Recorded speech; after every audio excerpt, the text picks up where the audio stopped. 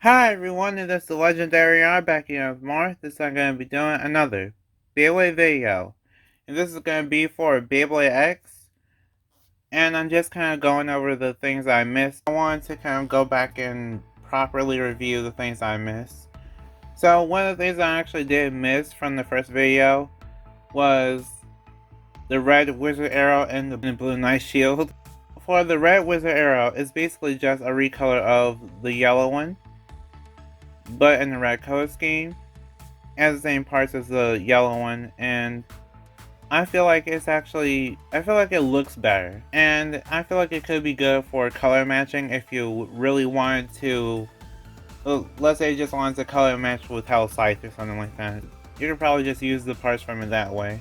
And it's also a booster. Let's say you don't have enough money for the yellow Wizardarrow, then you could just end up buying the red one so you could save some money. And for the Knightshield, it's basically the same thing. It's just in blue. It's the same thing about it's the same thing as Wizardarrow, where it's literally the same combo, but it's just recolored to blue. It's just recolored to a different color.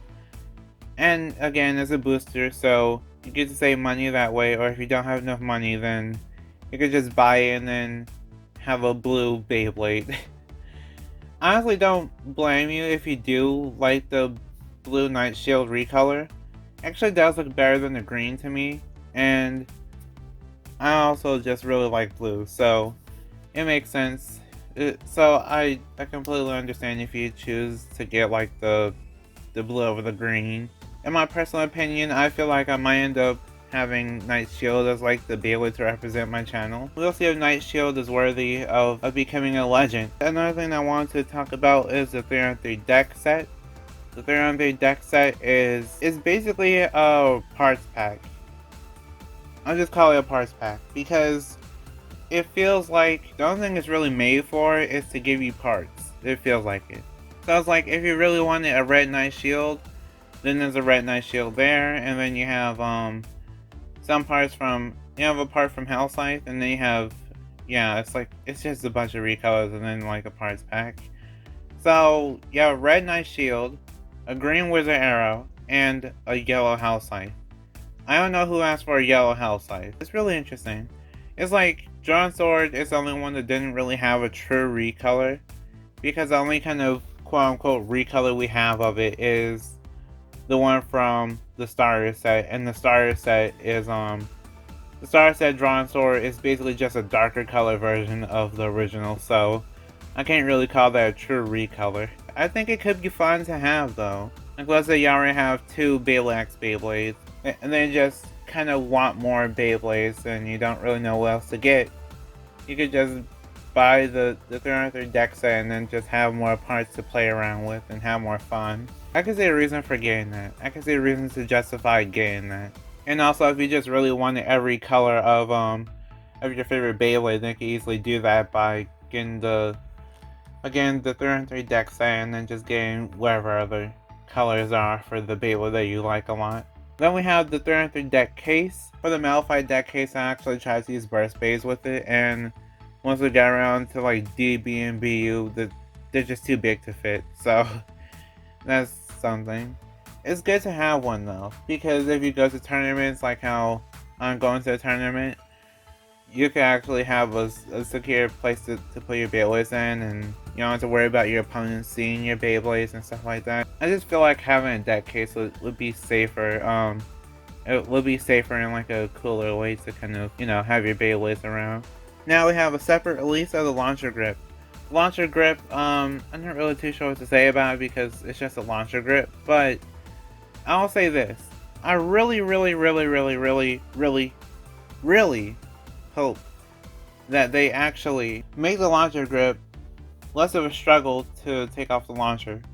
Because if you're someone that actually has a burst string launcher, well, any kind of burst launcher, and then you also have any kind of launcher grip, you'll always kind of run into the problem of the Beyblade launcher being stuck on the launcher grip and not being able to get it off. So, yeah.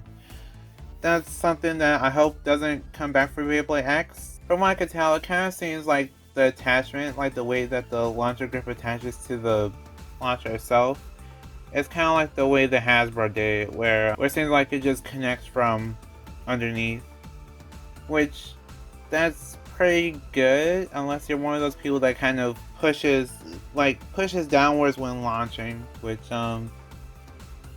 yeah, that could be a problem. Then we have the Beyblade X Stadium. It has the green extreme dash line, and there's not really much else to say about it.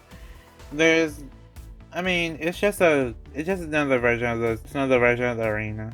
It's kind of like how the standard type stadium from Takara Tomy for Beyblade Burst. I think one had black clips, the other one had red clips, and they did stuff like that at the beginning of the burst generation that really didn't make sense. But yeah, it's like certain sets had different clips, certain sets had different minor differences. So yeah, it's really interesting to see. Okay, so we actually have to discuss one more thing, and that is that Beyblade is a sport now. You might wonder, why do I call Beyblade a sport? Well, it's all in the advertisement. The advertisement says Gear Sports. Everywhere you look, it says Gear Sports. Yeah, we're in the era where Beyblade is a sport. I honestly feel like it could go good. It's a great idea because you can actually teach for the younger audience. You could teach them good sportsmanship. You could teach them life lessons. You could teach them how to strategize, think through plans, customize, be creative, and stuff like that. That's good.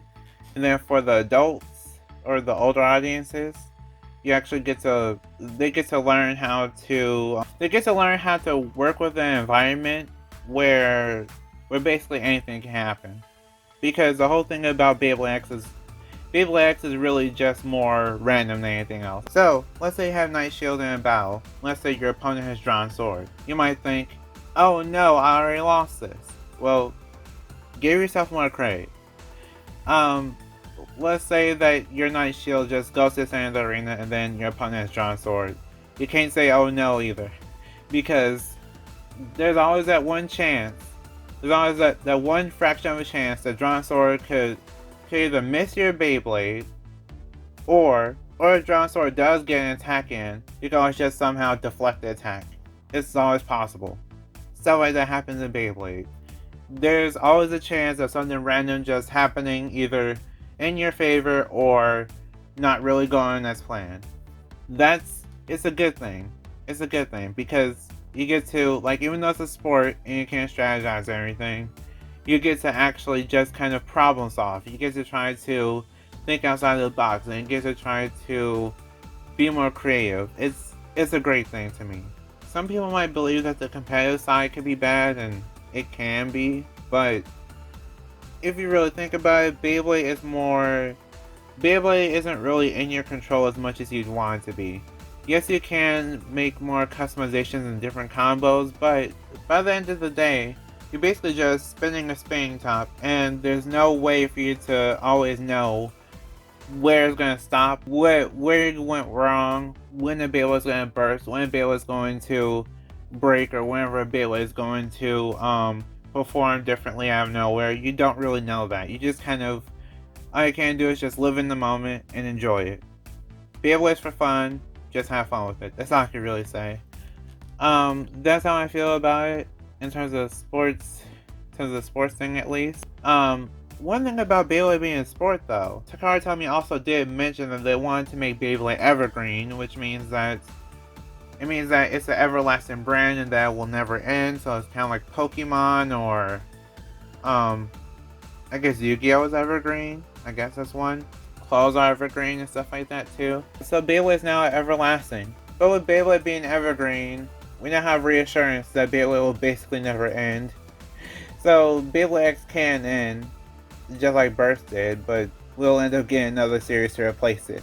So I guess in the future, in the far, far future, when Beyblade X inevitably ends, you always have something else to be looking forward to, which is the next Beyblade generation. I think on Takara Tomy's side it's not Evergreen, but in globally it'll be Evergreen. So I think by the way they'll go, it'll be like Takara Tomy will be a few months ahead of us. Yeah, I think it could be good. The future of Beyblade is looking pretty bright, to be honest. And I'm looking forward to it. The end of Burst was really sad, but I'm looking forward to the future, especially with Beyblade X. Also, if you want to get some Beyblade X stuff or you want to pre-order it, you could go to Mall Toys. There's a link in the description. If you click the link in the description, you can actually pre-order Beyblade X there. They also have Takara Tomy Beyblades. They also have Hasbro Beyblades and some other stuff they may be interested in. And if you use my code, the Legendary R, then you'll get 5% off your first order. Thank you for your support, I appreciate it. Every buy from them also supports the channel, so it helps me a lot. So, that concludes my thoughts and feelings on Beyblade X becoming a sport. Well, Beyblade becoming a sport, Beyblade being Evergreen, and the other Beyblade stuff that I missed. So, like if you want, share if you want, and subscribe to become a legend in the making. See you next time, bye, and we are proven to be legendary. Stay legendary.